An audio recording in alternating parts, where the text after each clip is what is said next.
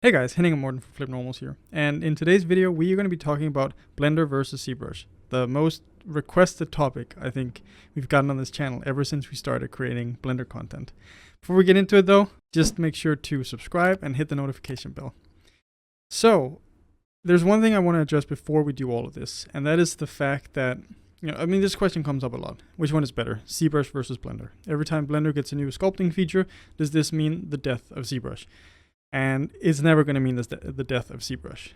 I don't see a world where Blender ever overtakes ZBrush as a superior sculpting tool, just because Blender isn't a sculpting tool. Blender is a all-purpose 3D package, and ZBrush is a specialized software. So to compete with a specialized software, you have to only focus on that. And right now as it stands, we're using Blender 2.81 and ZBrush 2020, and the development team is pretty different from the two in terms of size. I'm assuming it's just Pablo on the Blender sculpting team, but I don't know how many developers they have working on the ZBrush version. Another thing that's kind of tricky there is the sort of point releases for Blender, where maybe every few months or so there's a point release and then there's an update to some of the tools. In ZBrush that happens on a yearly basis, so the tools have a lot more time to mature internally before they see, the light of day and the public actually gets to use them. The way I like to think about Blender versus ZBrush is, this is something Morten and I have been talking about, and I like to think about it as a Jeep versus like a Formula 1 car. One is incredibly speedy, it's way faster than the other one, but it's also very limited in the scope. Well, the other car is pretty good at most things. It can drive through mud and through all the crazy forests and all that, but it's not going to beat the racing car at the racing track. There's just no way of doing that. So it's not a fair comparison here, because when we are comparing Blender to ZBrush, we're comparing it at what ZBrush is best at. Yeah. We're not comparing them at like rendering or animation or something where Blender would completely smoke ZBrush because it doesn't really have those tools. So we just have to know that we are comparing two things which are not equal in any way. And the fact that Blender can even do sculpt on this level is incredibly impressive. Yeah, so because you've been asking for it so much, we thought we want to do this video, but like Henning pointed out, I don't think it's a fair comparison. Stick around to the end. We're definitely going to be pointing out some of the cool things about Blender when it comes to sculpting and what it can do. But as a sort of like precursor to all this, ZBrush absolutely 100% consistently smokes Blender in sculpting. Whether it's feel, performance, features, whatever it is, ZBrush excels. So to get into it, there's the issue of Blender's general performance. So in terms of pure viewport performance and sculpting performance, Blender is actually, in my experience, better. Like, it can handle a higher poly count, it can handle just heavier scenes in general when you're just viewing things in the viewport and rotating around. Now, where it falls apart is undoing in large scenes. This isn't necessarily an issue when you're doing stylized pieces or simple pieces, but once you start talking about a game or VFX pipeline where you have creatures that are maybe 100 million polygons, and the fact is you can't split that out into subtools. You would have to have separate objects, but managing those separate objects compared to ZBrush is it's more messy. It's a lot more work. There is a way, of course, to switch between objects in sculpt mode in Blender, but it's not as intuitive as switching between subtools in ZBrush. The same goes for importing and exporting out of Blender. The performance there, we'll put some numbers on the screen during this talk, just highlighting some of the differences that we tested. But in some cases it's like ZBrush takes 3 seconds to export an object, where maybe Blender takes 10 seconds to export an object. And you increase the poly count and this just gets worse and worse.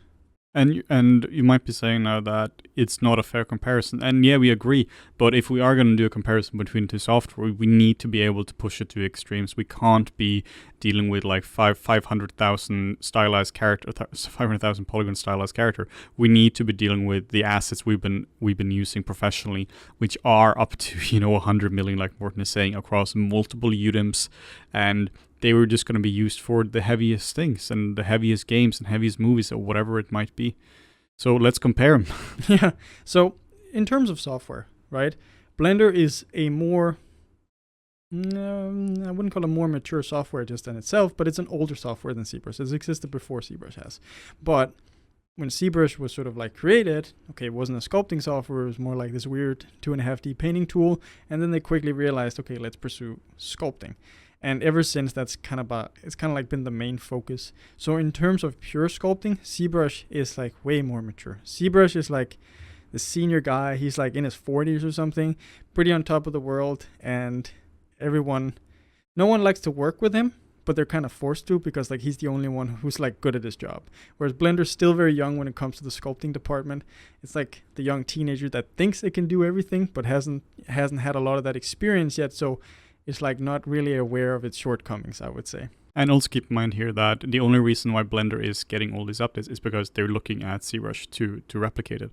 Like the features are almost like one-to-one with what ZBrush has. Some of them even have the same names for them. So it is really like the teenager who's trying to live up to the 40-year-old guy who has a dog and a Mercedes. And that's not a bad thing because ZBrush is like the golden standard when it comes to sculpting feel, the feature set. So, pursuing whatever ZBrush has there, I think is definitely the way to go. But it also just means that if you are wanting to look at a video like this, or you want to compare the two feature sets, you just have to sit down and see what does ZBrush has and what does Blender have. One thing that was really interesting recently was, they've implemented the voxel remeshing, so it's a lot better in terms of remeshing. And now recently as well, there's the Quadra Measure, which is comparable to Z-Measure in ZBrush, where you can have quadrant topology. Now, again, just from a performance standpoint, ZBrush absolutely outshines Blender when it comes to working with especially high resolution objects where you're concepting. Let's say you're doing a creature and you constantly want to like voxel remesh in Blender. The compute time for that is super high. Like I was seeing for like, it was like 2 or 3 million poly objects. I was seeing maybe something up towards 30 seconds or a minute every time I needed to remesh, whereas in ZBrush, maybe it was like 3 seconds or 5 seconds. And that adds up because that's something you do a lot. Maybe you drag out a horn or something. You want to remesh. Okay, you wait for 2 or 3 seconds. Done. Next horn. Done. Whereas in Blender, it really limits how quickly you can actually concept up something. Yeah, a lot of it is really how fast can you iterate? How quickly can you come up with 30 different ideas? And the moment your flow is broken, then like you've lost half your ideas already.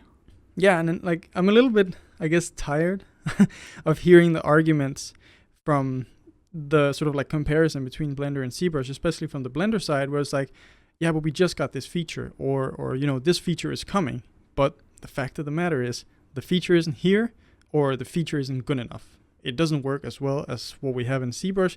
Therefore, there's no reason to use that feature if it's way superior in another software. And that goes again and again for a lot of these features, I feel like, that exist in Blender. Now, it's super cool that all these features are being developed, but we are taking a look at it as it currently stands. And as it is right now, at the end of 2019, ZBrush is definitely the king of sculpting, I would say. And also keep in mind that just because two software have the same feature does not make it equal.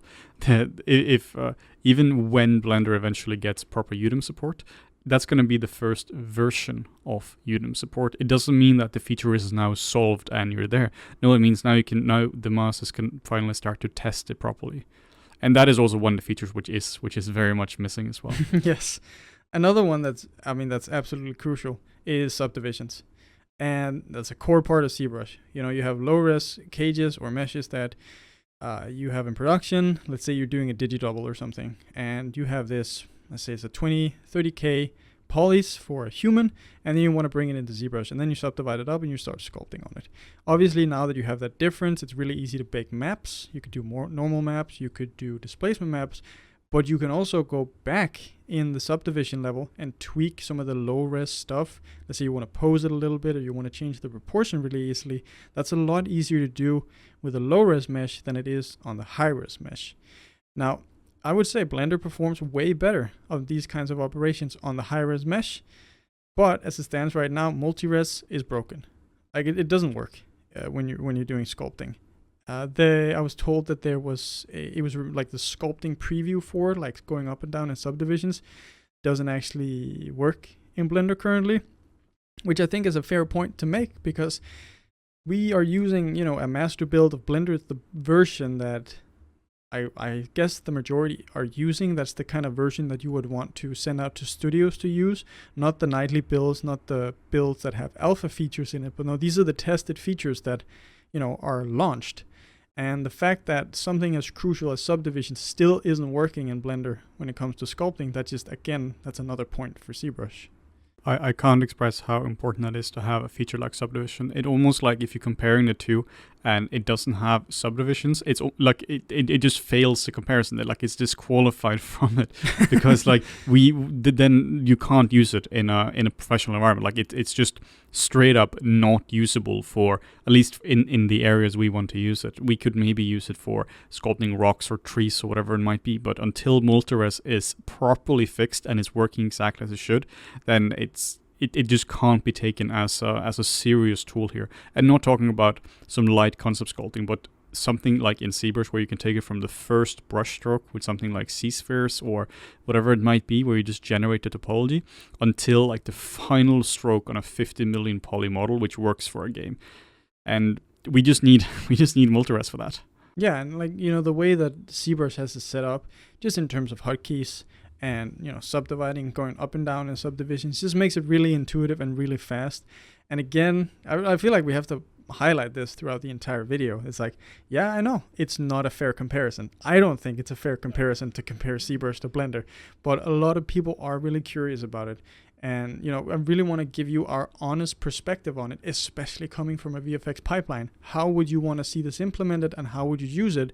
And in its current state, and I would say for many years to come, unless, you know, you can get a bigger development team on sculpting, which seems unrealistic because it's like, it's not the main feature of Blender, that's probably never going to happen, or it might take a long time.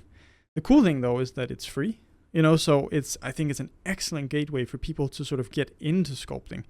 And with the recent advancements in the sculpting, like the sculpting feel in Blender, I think they're getting closer and closer to what it feels like to sculpt in ZBrush. A lot of the brushes feel the same. There's still room for improvement, especially when it comes to sort of like having a closer resemblance to a trim dynamic brush. It's decent, the scrape brush, I would say, in Blender, and there might be other ways around doing it as well. The same with the clay buildup. Clay buildup has gotten really solid. Doesn't work as well on big strokes for big objects. It works pretty consistently in ZBrush. So there are just a lot of these smaller things that continuously add up to, I guess, give ZBrush an edge when it comes to also the sculpting feel.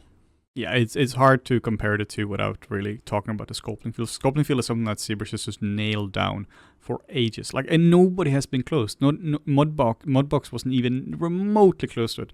They tried it in Modo, and it was such a tough solution. And Blender is potentially getting there. Like if you get a few more months or years of development along with multi-res, then you have one hell of a tool on your hand.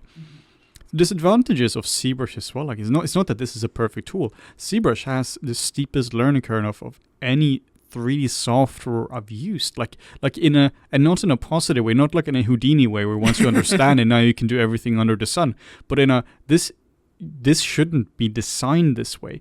When we just recorded our introduction to ZBrush video, we had to put some graphics on a screen with certain hotkeys, and it's hard to explain the hotkeys because you're using the same hotkey combination for 40 different things, just that you have to do a rain dance in between them, and it's just very hard to get into ZBrush.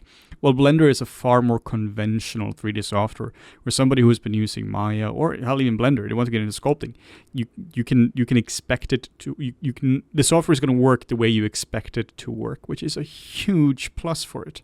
Yeah, you just switch to the sculpting tab and you're ready to go.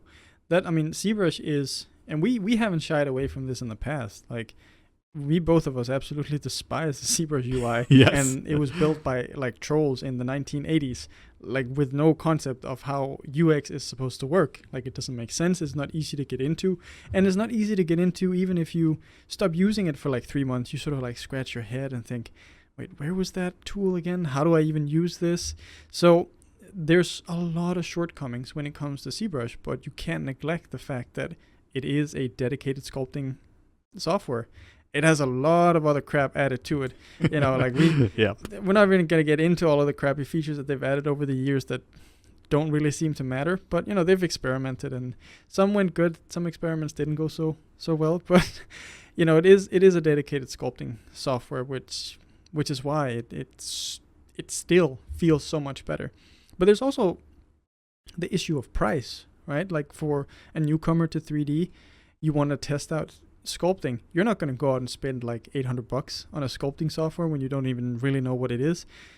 But for Blender, you just download it for free and you start sculpting right away. Maybe after a few months you realize you really like this, or maybe a year or so, and then you go out, you spend some money on a ZBrush license to really take your sculpting to the next level.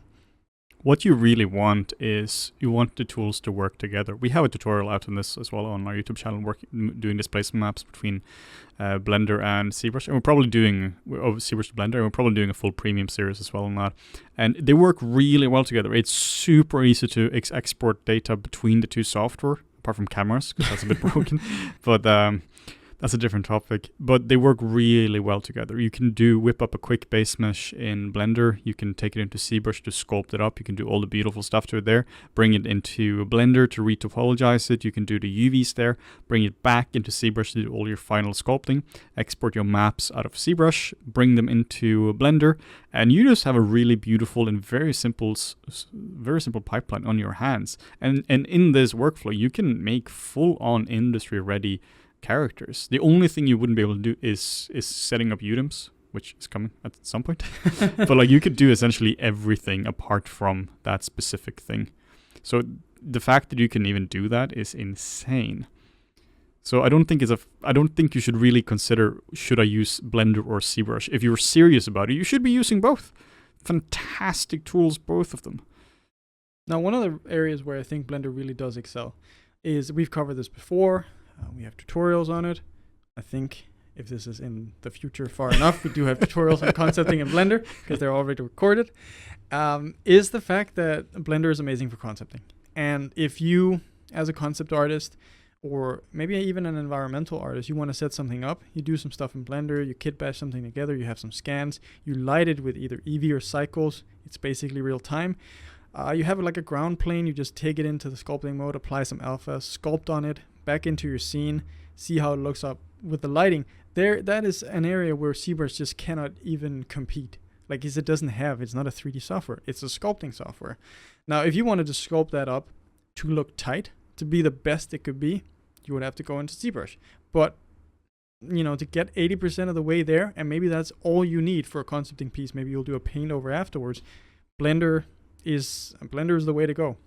One huge problem we had working in VFX is that cameras between any 3D software and ZBrush is just impossible. What you do so often is you have a background, or you have like a shot plate, it can be a concept art piece, whatever, and you have to integrate the character into this environment. And you have to be exact. Like, you can't just kind of put them in the right spot. You have to put them in the spot.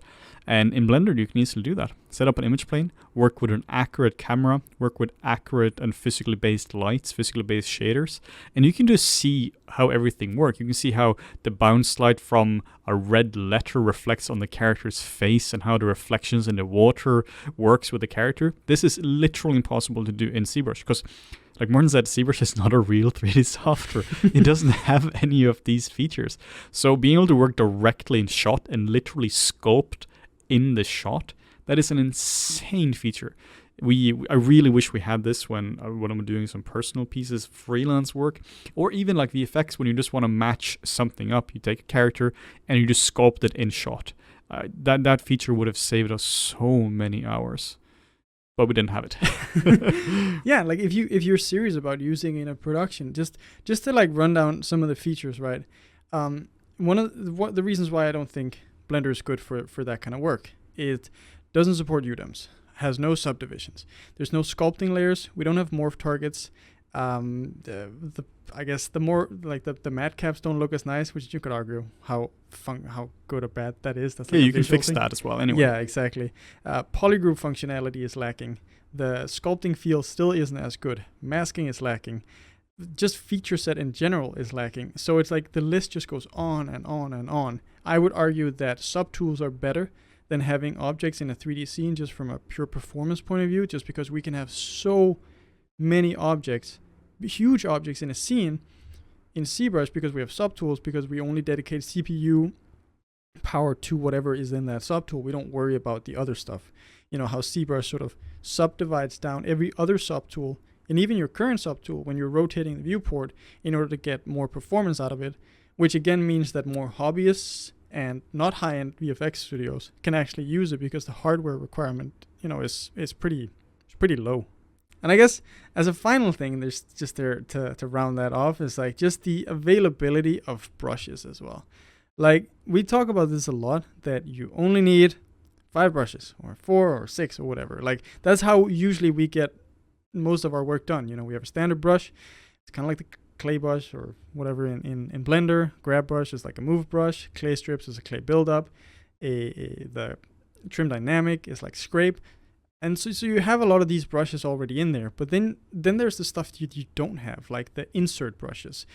Yeah, I know it's not that often you're going to need a insert train or an insert dragon brush, but don't underestimate, it does come in handy, especially for like sculpting Boolean operations. You could, of course, in Blender go out of sculpt mode into object mode, create a cylinder, put it in, activate Boolean, go back into sculpting mode. But already, I guess you see my point there. It's like, that's a lot of steps where it's like, click a hotkey, you have your insert brushes, put it in, drag, and now you're done.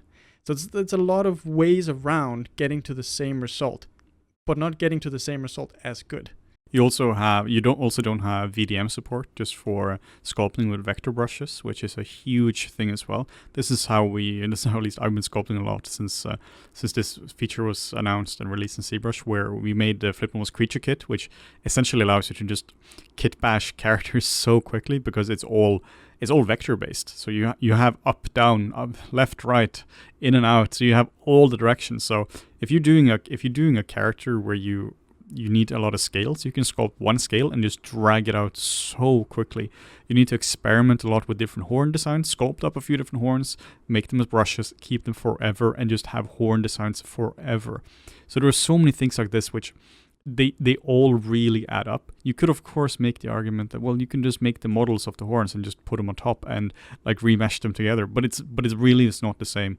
Is what we talked about before, that one of the most important things when it comes to sculpting is the iteration time. It is that you need to see a lot of quick versions very quickly, and the more time you spend on technical things and actually moving polygons in like edge mode and vert mode and all the different modes you might have, that's a design wasted. It's just not time you're being creative, it's time you're doing technical operations. I guess we can conclude based off of, I don't know, our experience. I think we have, like, our experience is pretty valid, especially in this field when it comes to sculpting, seeing as that's what we did. We're trying to come at this just from a pure feature standpoint. What does it have? What does it don't have? What can ZBrush do and what can Blender not do? You know, and vice versa. So I also, you know, I don't want to leave this on like super negative note, but like Blender's just a shitty software, because it's not. It's an amazing software. Blender is just spreading itself. I wouldn't call it thin. It's just, you know, spreading its arms out to different fields within 3D, because, you know, it's a general 3D package. It's kind of like if you were comparing Maya sculpting to ZBrush's sculpting. You can't be done. It's not a fair comparison. ZBrush would beat Maya the same way ZBrush beats Blender. That's just a fact. But Blender is really good at handling, I would say, the stylized stuff, especially the simpler stuff, the more lightweight sculpting. It's amazing for that. It's really great for concepting, for environmental concepting, if you're doing simple concepting where you don't really require subdivisions, where you don't really require a production level asset that has to go in and out of a pipeline. I would say Blender is great for that. It's great for adding details as you do a robot or something. And you just want to add some light details and breakup to the armor of it or something, maybe some kinks. It's great for that. The fact that you have lighting, real-time lighting in Blender, that's like an amazing feature I wish we had in ZBrush. The fact that you have cameras, you can import a camera from somewhere. You have, this is your shot camera. You can make sure that this is correct. You can even line it up for doing scans of digidoubles if you want to do cleanup. You don't need subdivision levels for that. You can import your cameras, line it up properly, and that way you know that once you do your tweaks to the digidouble, it's going to match the cameras. Now, ZBrush does support cameras. I don't know. Have you used the cameras now in ZBrush? Are they good? It's funky. Yeah. It works between Maya and ZBrush, but it doesn't work between ZBrush and Blender. That's due to the FBX support, and that is just not Blender's fault. That's Autodesk. You having FBX as a black box, and nobody knows how it works. So unfortunately, it doesn't work that well at this point. It's kind of like it's not Blender's fault, but it's still a feature that doesn't exist in Blender. Yes. Whether it's Blender's fault or not, that's unfortunately just how it is. Yeah. And then Blender's a full 3D software, you know? So you can do so many more things. The fact that you can render in Blender, which you can't in ZBrush. I mean, yeah, you have rendering. But you can render at a high level. Like it's not exactly. like it's not ZBrush rendering. It's real rendering, which is phenomenal. You can get like true SSS, and you have bounce light. You don't just have like a gray render on a matte cap and like with some soft-ish shadows. So it would be the same thing if someone asked like ZBrush introduces a new feature like the NPR filters or whatever, and someone goes like, does this mean that rendering in Blender is dead? No, Blender is way superior when it comes to rendering compared to ZBrush. It's not a fair comparison. But I still think we wanted to cover this topic just because we get so many questions about it. So hopefully now we can refer people to this video, and maybe if you agree or don't agree, you can point people to this video as well. I mean, I'd be interested in discussion about this just because I know a lot of Blender users, especially when it comes to sculpting, they don't approach it from an industry point of view. They haven't worked in the industry, so they don't know what is required of a software. They might see that Blender is getting this new feature where it's like, okay, we have that pose brush now. Awesome. Well, okay, you never need to rig again. Well, actually you do. Now you can just pose something really quickly while you sculpt it. So it's important to keep these things in mind, especially when you might not know what goes on in a production. It's really important that you don't assume something about how things do work in a production just because you've seen this in a piece of software. That doesn't mean that it's the perfect ultimate solution, because a lot of the stuff that gets introduced in Blender and is released now it's a beta thing. It's the first version of that thing. Maybe it's a version 1.0, but in reality you need to hit version 5.0 before it's been properly tested and it's tested in a production environment. So I just want you to keep that in mind and keep an open mind about all of this. Yeah, so for me, like ending on a positive note here, the fact that we even having this conversation is amazing to me.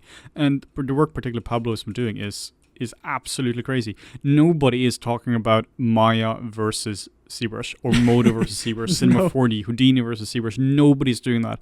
We're only talking about Blender versus ZBrush, and that's because Blender has an incredibly mature tool set for sculpting for a general purpose 3D software, and that blows my mind completely. It's going to open up the doors for thousands of new sculptors who will probably eventually transition into ZBrush, because that's the natural path of you, and that's still the best tool for the job, like in an objective sense, for, you know, based on what we're talking about here. But just the fact that it's available and it's free and it can do so many things is absolutely phenomenal. And we're both very excited to see where Blender is going in the future with, you know, adding all the final tweaks like Udemy support and all the other ones. A fair comparison would be, how does Blender perform in terms of sculpting compared to Modo, compared to Maya, compared to, well, even Mudbox, I would say. I would say like that's fair. Like there's some production tools. That's a fair game, and in that case, it would smoke basically anything. Maybe Mudbox would smoke it at certain things. But yeah, I think that's all about. It's just about everything we had to cover in this. Just because I know a lot of people have been asking. No, I don't like 3D code and sculpting. I think it's trash. It's a great software, can do a lot of things. I don't like sculpting in it. I think ZBrush is way better. I like that. It's such a positive video. And then just this out of nowhere for 3D code. This one poor 3D code artist in a comment is like, what did I do? I've just seen so many comments about it. I used to use 3D code actually, but no, I've ZBrush is the way to go. So, you know, if you want to see more videos like this in the future, make sure to like, comment, and subscribe. We really appreciate it. And make sure to let us know down in the comments what you think. I assume this is going to be kind of one of those spicy videos. I hope people keep an open mind. Like, we're trying to come at this, you know, from an honest point of view. It's not like we just want to hate on a software. It has nothing to do with that. Apart from 3D code. Apart from 3D code. But yeah, let us know what you think. I'm excited to read your comments, and we'll try to get back to some of them. So, as always, thank you guys so much for watching. Thanks, guys.